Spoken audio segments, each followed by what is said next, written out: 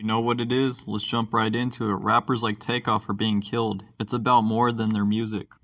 The 28-year-old's death has reignited a difficult conversation in the hip hop community.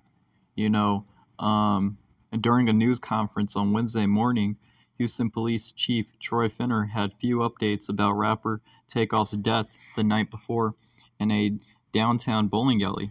But after confirming the rapper's identity, Kirshanik Kahari Ball, and the fact that a suspect had not been arrested, he did have something to say. Now, speaking to a crowd of reporters in the room and the millions of fans, Takeoff and his group Migos had amassed, Finner cautioned the public about demonizing the hip-hop community following the loss of one of the genre's most famous names in the last decade. Now, sometimes the hip-hop community gets a bad name, and I know a lot of great people in our hip-hop community, and I respect them, he said. We all need to stand together and make sure nobody tears down that industry. Now, the choice to stress that point is tied up in the perception of hip-hop and an ongoing issue that seems to perpetually dog the genre, the premature deaths of some of its most promising artists.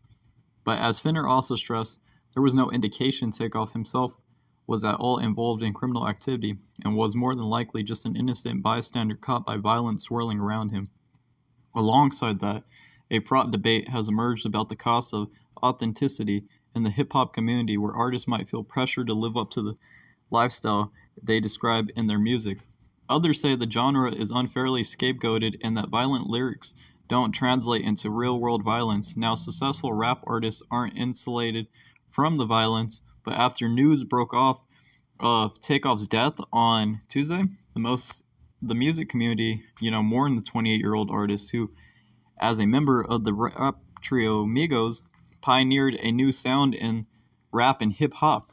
Now, on the other hand, but while the fans expressed sorrow at Takeoff's passing, the level of surprise is unique in a way, because to the world of hip-hop, while the death of celebrities at the top of other genres like Drake or Taylor Swift would be extraordinarily unexpected, this year, 7 rappers have been killed, giving fans a rubric of how to react when one of the biggest hip-hop stars is killed.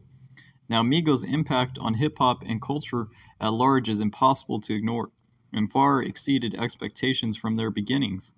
Now, you got Quavo and Takeoff and Offset, a rap group of Migos that perform at the onstage at the BET Awards in 2021, the Microsoft Theater, in Los Angeles, California.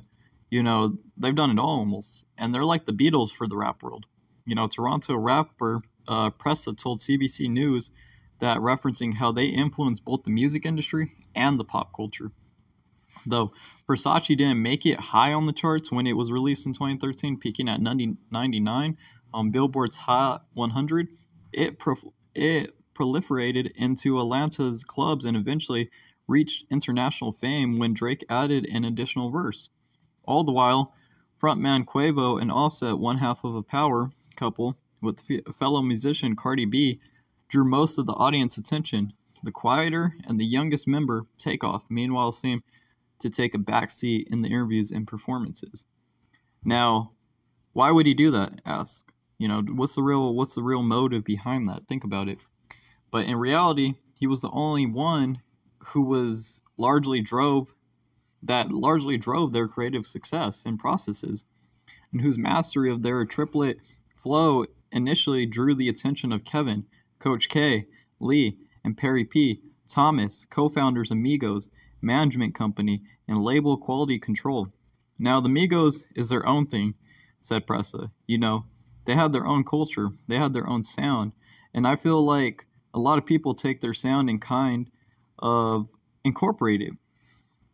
Now, the fact that it was the more reserved Takeoff that was killed seemed to underscore the danger that some hip-hop artists face, even if their lifestyle is free from violence.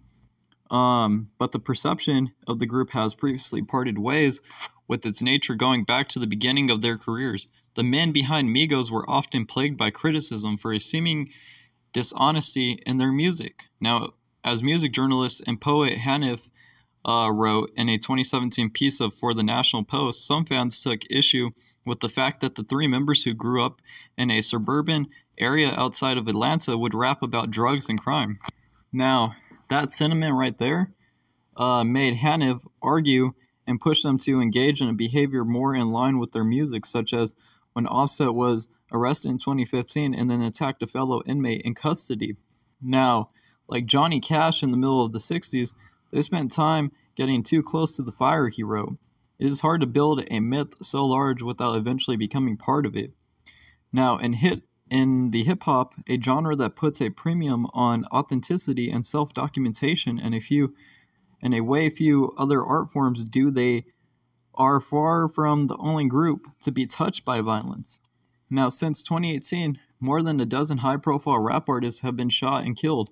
Among them are Los Angeles rapper Nipsey Hussle, who was shot outside of his clothing store in 2019, though he was most known for his community building general kindness and poetic, heartfelt lyrics.